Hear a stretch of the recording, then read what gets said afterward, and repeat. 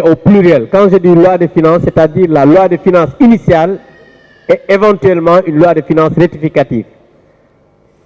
Et cette LOLF dit que la loi de finances initiale doit être votée au plus tard pendant 60 jours. Mieux, dans cette LOLF, on a dit que le budget du Sénégal doit être déposé le jour de l'ouverture ordinaire, de l'ouverture de la session ordinaire unique de l'Assemblée nationale. Et la session ordinaire est ouverte au plus tard dans la première quinzaine du mois d'octobre et se ferme au plus tard le 30 juin de l'année suivante. Aujourd'hui, à l'état actuel, il n'y a rien, je dis bien rien, qui fait qu'on peut demain utiliser un 86.3 parce que la Constitution dit clairement à l'article 86, le Premier ministre, après délibération du Conseil des ministres, peut engager le gouvernement à voter la loi des finances initiale, le Premier ministre. Alors que ici, c'est le ministre des Finances qui présente la loi des finances initiale. Parce que souvent les gens, ils lisent les textes selon leur guise. Parce que vous avez dit, oui, le ministre, non. On a dit que c'est le Premier ministre qui peut engager le gouvernement après délibération du Conseil des ministres. Il faut bien lire l'article 86. Et ensuite, l'alinéa suivant dit que le Premier ministre peut engager d'autres projets de loi qui peuvent être votés sans débat. Et tout à l'heure, Madame le ministre l'a dit, c'est quand il y a des difficultés pour voter une loi de finances initiale. Donc il ne faudrait pas que les gens disent ici que oui, on peut engager le 86, comme si on a des députés qui ne seront pas responsables. Nous voudrions rassurer les Sénégalais que les députés de Taku Wallu Sénégal ne seront jamais une entrave pour qu'on puisse avoir un budget ici au Sénégal. Ça, je pense qu'il faut que ça soit clair, mais aussi il faut que les gens de l'autre côté lisent bien les textes. S'ils ne comprennent pas, qu'ils viennent demander et nous allons faire une consultation gratuite, sans paiement, pour leur expliquer exactement comment il faut faire pour voter le budget tranquille. L'action du gouvernement, participer à l'évaluation des politiques publiques et de faire de la représentation, c'est ça le rôle du député. Mais nous serons aussi des députés républicains. Nous ne serons pas dans la critique facile. Nous ne serons pas des députés qui vont passer leur temps à se battre à l'Assemblée nationale. Nous ne serons pas des députés qui, lundi, lors de l'ouverture, allons emporter des urnes lors de l'élection du président de l'Assemblée nationale. Nous ne serons pas des députés qui vont casser des micros. Nous ne serons pas des députés qui passeront leur temps à insulter nos marabouts. Nous ne serons pas des députés qui vont passer leur temps à insulter le président de la République. Nous ne serons pas des députés qui passeront leur temps à insulter le Premier ministre, mais nous serons des députés en bandoulière des forces de proposition, des critiques objectives, contrôler objectivement l'action du gouvernement, mais évaluer surtout les politiques publiques avec efficience, responsabilité et technicité. Nous serons des députés qui passeront leur temps à faire des contributions objectives, des députés qui seront sur le terrain pour aller voir comment les Sénégalais vivent pour venir l'exposer devant le gouvernement.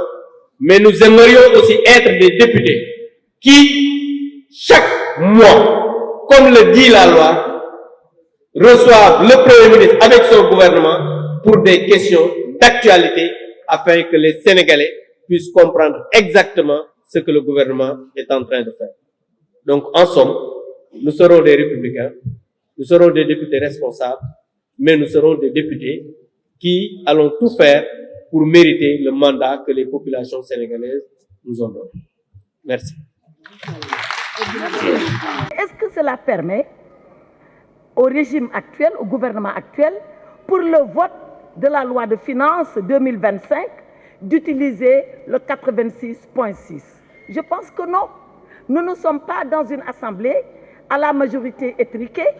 Nous ne sommes pas dans une assemblée d'apprentis, comme Abdoumou l'a dit, pour bloquer le débat budgétaire et empêcher le vote de la loi de finances. Nous sommes des députés responsables, consciencieux de notre devoir et pour la plupart du temps, des députés qui connaissent le fonctionnement de l'institution parlementaire. Maintenant, il est vrai que la loi sénégalaise dit que la loi de finances doit être adoptée au plus tard le 31 décembre de l'année en cours. Donc il faudrait que et le débat technique et le débat donc en commission et le débat plénière soient vidés avant le 31 décembre. En tout cas, nous sommes prêts, au nom du peuple sénégalais, à donner le temps nécessaire pour qu'on ait un vrai débat et que la loi de finances soit adoptée dans le temps imparti par la Constitution. Voilà ce que je voulais dire sur l'usage de 86.6. Je pense franchement que ce n'est pas nécessaire et que nous pouvons organiser et tenir un débat responsable. Maintenant, sur l'état de droit. Après ce que El Hadj Amadou Sall a dit, je voudrais juste dire deux choses. J'entends toujours les gouvernants actuels nous dire « Nous avons une majorité écrasante ». Mais une majorité écrasante, pour quoi faire? Et c'est pour revenir à l'état de droit. Très souvent, dans les réponses, ils disent deux choses. La majorité écrasante, c'est pour installer la haute cour de justice. La majorité écrasante, c'est pour abroger la loi d'amnistie. Et je voudrais répondre corrélativement à l'état de droit. Mais la haute cour de justice, mais parlons-en. Mais ces gens-là, ils font comme si c'est eux qui ont inventé la haute cour de justice et que la haute cour de justice, c'est une cour de règlement de compte. Ils ont tout faux. La haute cour de justice, depuis que le Sénégal est Sénégal, elle existe. Elle existe. C'est cette haute cour de justice qui, en 1963, avait jugé le président Mamadou Dia. Donc la haute cour de justice, ce n'est pas une nouveauté au Sénégal. Si maintenant c'est pour nous faire du khokatal, ils peuvent s'amuser à ce jeu-là. Mais ça ne passera pas. Parce que dans la haute cour de justice, qu'est-ce qu'il y a? Il y a la cour et il y a la justice. Et pourquoi elle est haute? Elle est haute parce qu'elle juge le président de la République, elle juge le Premier ministre, elle juge les ministres pour les actes commis dans leur fonction de Premier ministre et de ministre. Mais elle est composée de magistrats, des cours et tribunaux. D'ailleurs, celui qui préside la haute cour, c'est le premier président de la Cour suprême. Celui qui va occuper le parquet, c'est le procureur général près la Cour suprême. Donc la haute cour de justice, ce n'est pas une cour de n'importe quoi, avec n'importe qui, pour faire des règlements de compte. C'est un procès normal où la personne qui comparaît a le droit de se défendre et de présenter ses arguments. Donc alors, lan moo fi xew ba ñu naan oui, c'est ça qu'on va faire avec la majorité écrasante. Il existe, ils n'ont qu'à l'installer.